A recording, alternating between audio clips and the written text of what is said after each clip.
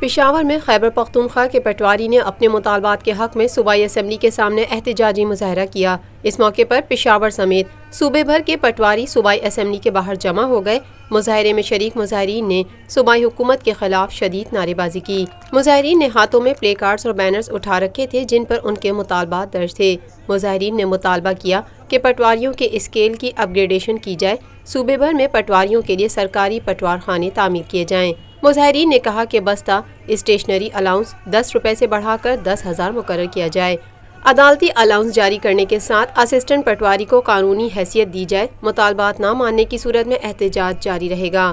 اس موقع پر مظاہرے میں شریک مانسہرہ کے پٹواری بشیر احمد سواتی نے ذرائع ابلاغ عامہ کے نمائندے سے گفتگو کرتے ہوئے کہا، سر 2014 میں بھی ہم نے گورنمنٹ کو چارٹر آف ڈیمانڈ پیش کیا تھا۔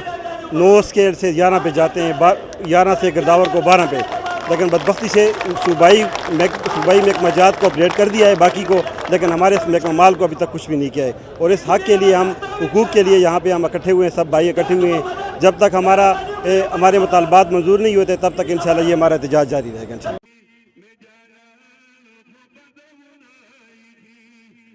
پاکستان میں پہلی مرتبہ حالات حاضرہ کے مختصر مگر جامع پروگرامز، خبروں، تبصروں کے علاوہ دیگر سماجی، تجارتی، ثقافتی، تفریحی، معلوماتی، مذہبی، تعلیمی، صحت اور بچوں کے پروگرامز صرف TNN TV پر۔